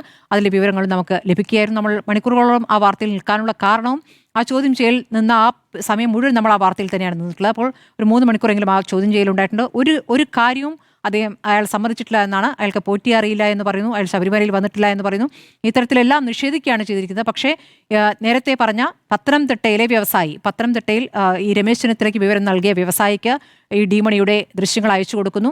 അങ്ങനെ അയച്ചു കൊടുക്കുമ്പോൾ ഇയാൾ തന്നെയാണ് അയാളെന്ന് പറയുന്നു. അതായത് ഡി മണിയിൽ നിന്നും അയാൾ കണ്ടെത്തിയിരിക്കുന്ന ഒരു വിഗ്രഹം അയാളുടെ സ്ഥാപനത്തിൽ വെച്ചിരുന്നു എന്നുള്ളതാണ്. അപ്പോൾ അതാണ് ആ വ്യവസായി കൊടുത്ത മൊഴി. അപ്പോൾ അതിലേക്കാണ് എത്തുന്നത്. ഇപ്പോൾ നമ്മൾ മനസ്സിലാക്കിയത് പ്രകാരമാണെങ്കിൽ ഈ ഇടപാട് നടന്നിരിക്കുന്നത്, ഈ പറയുന്ന കച്ചവടം ഉറപ്പിച്ചിരിക്കുന്നതൊക്കെ ഈ കോവിഡ് കാലത്താണ്. 2020-ലാണ് ആ ഡീൽ ഉറപ്പിച്ചത്. അതിൻ്റെ വിവരങ്ങളടക്കമാണ് വ്യവസായി നൽകിയിട്ടുള്ളത് എന്നുള്ളതാണ്. അപ്പോൾ അതിലേക്ക് അന്വേഷണം പോകുമ്പോൾ അതിലപ്പുറമുള്ള പേരിലേക്ക് എത്തുമോ? ആ വ്യവസായി നൽകിയ മൊഴി നൽകിയ മറ്റൊരു പ്രധാനപ്പെട്ട കാര്യം, ശബരിമല ഭരണവുമായി ബന്ധപ്പെട്ട ഒരു പ്രധാനി കൂടി അതിൽ പങ്കാളിയാണ് എന്നുള്ളതാണ്. ആ പ്രധാനി ആര് എന്ന ചോദ്യത്തിലേക്ക് വരുമ്പോൾ അത് രാഷ്ട്രീയമായ ബന്ധങ്ങളിലേക്ക് പോകുമോ, അതല്ല ശബരിമലയിലെ പ്രധാനി എന്ന് പറയപ്പെടുന്ന തന്ത്രിയിലേക്ക് പോകുമോ എന്ന് 2 തരത്തിൽ വ്യാഖ്യാനങ്ങൾ വരുന്നു. ഇപ്പോൾ തന്ത്രിയുമായി ബന്ധപ്പെട്ട് പറയുമ്പോൾ ഈ പോറ്റി അവിടെ എങ്ങനെയാണ് പ്രധാനിയാകുന്നത്? പോറ്റി അവിടെ എത്തിക്കുന്നത് തന്ത്രിയാണ്.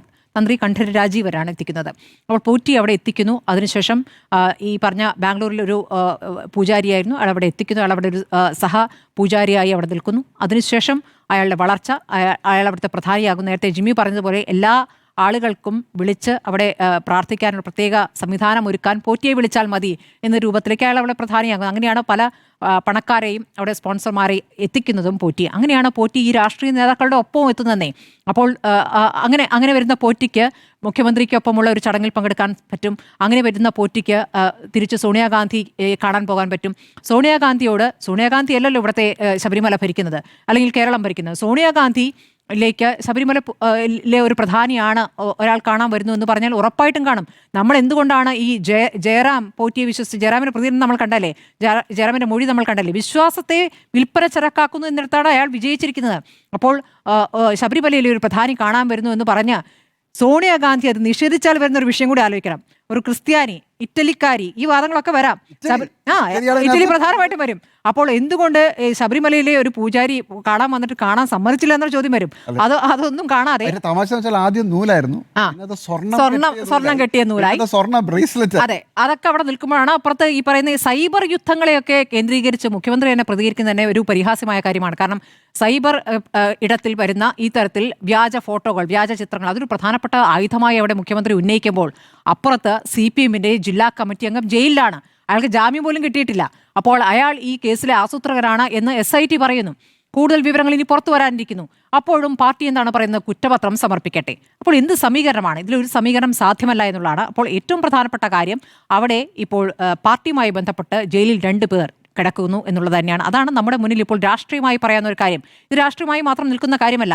നേരത്തെ ഈ ഡിബേറ്റിൽ പങ്കെടുത്ത ഈ ശബരിമലയുമായി ബന്ധപ്പെട്ട ആളുകൾ തന്നെ പറയുന്നത്, ശബരിമലയുമായി ബന്ധപ്പെട്ട് ഈ കട്ടിലപ്പാളി മാത്രമല്ലല്ലോ, അവിടെ നിന്നും എന്തൊക്കെ പോയിരിക്കുന്നു. അവിടെ നിന്നും വാജീവാഹനവുമായി ബന്ധപ്പെട്ട് ഈ 2014 കൊടിമര പ്രതിഷ്ഠയുടെ മറവിൽ താഴികക്കുടങ്ങൾ മാറ്റിയെന്ന് പറയുന്നു. താഴികക്കുടമൊക്കെ കോടികളുടെ വില വരുന്ന താഴികുടങ്ങളാണ്. അത് മാറ്റി പ്രതിഷ്ഠിക്കുമ്പോൾ അതേ താഴികുടങ്ങളല്ല എന്നാണ് പറയുന്നത്. അപ്പോൾ പകരം മാറ്റി വന്നതിന്റെ മാറ്റം പരിശോധിച്ചിട്ടുണ്ടോ?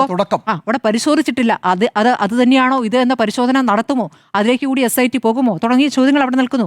ഇപ്പോൾ ഈ ആരോപണങ്ങൾ അങ്ങോട്ടും ഇങ്ങോട്ടും ഉന്നയിക്കുമ്പോൾ അപ്പുറത്ത് CPM-ന്റെ ഭാഗത്തുനിന്നും ഇപ്പോൾ ശിവകുമാറിന്റെ സഹോദരനാണ് എന്ന് പറഞ്ഞ് കഴിഞ്ഞ ദിവസം അറസ്റ്റിലായ ശ്രീകുമാറിന്റെ ചിത്രം ഇട്ടുകൊണ്ട് ശിവകുമാറിന്റെ സഹോദരനാണെന്ന് പറഞ്ഞ് CPM-ൽ പ്രധാനപ്പെട്ട നേതാക്കൾ തന്നെ പോസ്റ്റ് ചെയ്യുന്നുണ്ട്. അപ്പോൾ ഇത്തരം ബാലിശമായ അല്ലെങ്കിൽ ഈ കൊണ്ടും കൊടുത്തും മുന്നേറാനുള്ള ഒരു വിഷയമായിട്ട് ഇതിനെ മാറ്റാതെ ഇത് വിശ്വാസവുമായി ബന്ധപ്പെട്ട വിഷയമാണ്. നേരത്തെ സുനിൽ പറഞ്ഞോട് എനിക്ക് വിയോജിക്കാനുള്ള ഒരു കാര്യം, ശബരിമല സ്വർണ്ണക്കൊള്ള എന്നുള്ളത് തദ്ദേശ തെരഞ്ഞെടുപ്പിൽ ഒരു ആയുധമാക്കേണ്ടി വന്നില്ല കോൺഗ്രസിന്. അത് അതിൻ്റെ നാച്ചുറലായിട്ട് അത് സംഭവിക്കുകയാണ് ചെയ്തിട്ടുള്ളത്. കാരണം എന്തുകൊണ്ടാണ് ഭൂരിപക്ഷ വോട്ട് കിട്ടാൻ വേണ്ടി അവിടെ ആഗോള അയ്യപ്പ സംഗമം നടത്തിയതിന് തൊട്ട് പിന്നാലെയാണ് ഈ കേസ് വരുന്നത്. അത് സ്വാഭാവികമായ ആവശ്യം ആ രൂപത്തിൽ തന്നെ തിരിയും. പിന്നെ നമ്മളടക്കമുള്ള എല്ലാ മാധ്യമങ്ങളും ഈ SITയുടെ അന്വേഷണത്തിൽ ഓരോ വിവരങ്ങളും ഓരോ ദിവസവും ചർച്ച ചെയ്യുകയാണ്. അത് സ്വാഭാവികമായ ചർച്ചയ്ക്ക് വരുമെന്നുള്ളതല്ലാതെ ഇതൊരു ആയുധമാക്കേണ്ട കാര്യമില്ല. സ്വാഭാവികമായ ആയുധമായി പരിണമിക്കുകയായിരുന്നു. എന്തിനാ BJP പോലും അങ്ങനെ ഒരു വലിയ സമരത്തിലേക്കൊന്നും കടന്നിട്ടില്ല. വിഷയം ഉന്നയിച്ചു എന്നല്ലാതെ അത് അവിടെ നിൽക്കുകയാണ്. ബാക്കിയെല്ലാം അതിന്റെ മുറയ്ക്ക് തന്നെ നടന്നു എന്നുള്ളതാണ്. അപ്പോൾ ഇനി വരുന്ന നിയമസഭാ തെരഞ്ഞെടുപ്പിലും അല്ലല്ല ഈ പാരഡി പാട്ടൊക്കെ ഉണ്ടായിട്ടില്ലേ? പാരഡി പാട്ടൊക്കെ തിരിച്ചും പല പാട്ടുകളും അപ്പുറത്തും ഇപ്പുറത്തൊക്കെ ഉണ്ടായിട്ടുണ്ട്. അല്ല, പാരഡി പാട്ട് പിന്നീട് ജയിച്ചു കഴിഞ്ഞ ശേഷം അത് PC വിഷ്ണുദാസ് പാടുന്നതോട് കൂടിയാണല്ലോ ഈ പാട്ടാണ് വിജയിച്ചെന്ന മട്ടിൽ അത് അവതരിപ്പിക്കുന്നത്. അങ്ങനെയൊന്നും അല്ല, പാട്ടൊക്കെ ഉണ്ടായിട്ടുണ്ട്. പാട്ടൊക്കെ പലതരത്തിലും അതാണ്, പലതരത്തിലും പല ഭാഗത്തും പാട്ടുകളൊക്കെ ഉണ്ടായിട്ടുണ്ട്. അപ്പോൾ അതിലൊന്നും അർത്ഥമില്ല. സ്വാഭാവികമായി വിശ്വാസവുമായി ബന്ധപ്പെട്ട വിഷയമാകുമ്പോൾ വിശ്വാസികൾ അതിനകത്തൊരു മാർക്ക് ഇടുമെന്നേ. ആ മാർക്ക് ഇടുമ്പോൾ എന്താണ് നിങ്ങൾ ചെയ്തത്, ഞങ്ങളെ പ്രീണിപ്പിക്കാൻ നിങ്ങൾ ഒരു വശത്ത് ആഗോള അയ്യപ്പ സംഘം നടത്തിയപ്പോൾ നിങ്ങളുടെ കാലത്ത് നടന്നിരിക്കുന്ന കൊള്ള എന്ന രൂപത്തിൽ അത് വിലയിരുത്തപ്പെടും. ഇനി അങ്ങനെയല്ല, മറിച്ചുള്ള തെളിവുകൾ വരട്ടെ. ഇപ്പോൾ MV ഗോവിന്ദൻ പറയുന്നത് പോലെ ഈ പത്മകുമാറുമായി ബന്ധപ്പെട്ട് കോൺക്രീറ്റായ വിവരങ്ങൾ കിട്ടട്ടെ, കുറ്റപത്രം സമർപ്പിക്കപ്പെട്ടെ, അത് കഴിഞ്ഞിട്ട് തീരുമാനിക്കാം പാർട്ടി എന്നാണ് പറയുന്നത്. അത് അങ്ങനെ പറയുമ്പോൾ അപ്പുറത്തൊരു സംശയം വരുന്നത്, ഈ പത്മകുമാറിനെതിരെ പാർട്ടി നടപടിയെടുത്താൽ അപ്പുറത്തേക്കുള്ള ചില പേരുകൾ അയാൾ വിളിച്ചു പറയുമോ എന്നതാണോ ഭയം എന്ന ചോദ്യം സ്വാഭാവികമായും പ്രതിപക്ഷത്തു നിന്ന് വരും. അതാണ് അവിടെ രാഷ്ട്രീയമായി നിൽക്കുന്നത്. പക്ഷേ ഈ പറയുന്ന D മണി ഈ പറയുന്ന അന്താരാഷ്ട്ര കൊള്ള സംഘത്തിലേക്ക്, വിഗ്രഹ മോഷ്ടാക്കളിലേക്ക് എത്തിക്കുമോ എന്നുള്ളതാണ് ഏറ്റവും നിർണായകമായ കാര്യം.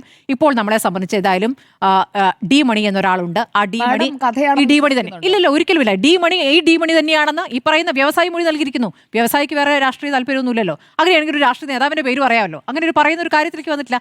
മറ്റൊരു വാദമായി പറയുന്നത്, എന്തുകൊണ്ട് ചെന്നിത്തല ഈ പറയുന്ന ദേവസ്വം അന്നത്തെ മന്ത്രിക്കെതിരെ പ്രതിപക്ഷ ആരോപണം ഉന്നയിക്കുന്നുണ്ട്.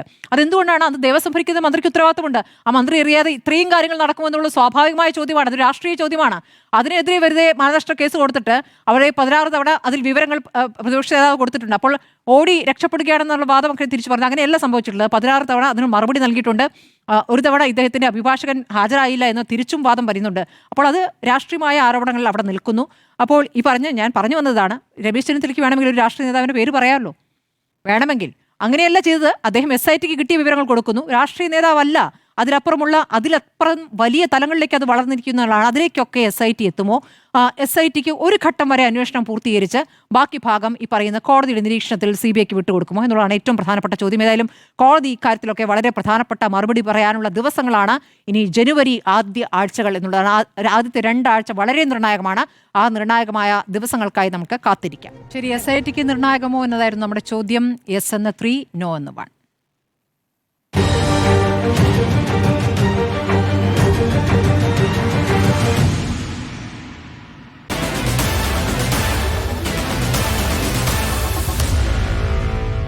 Meet the editors.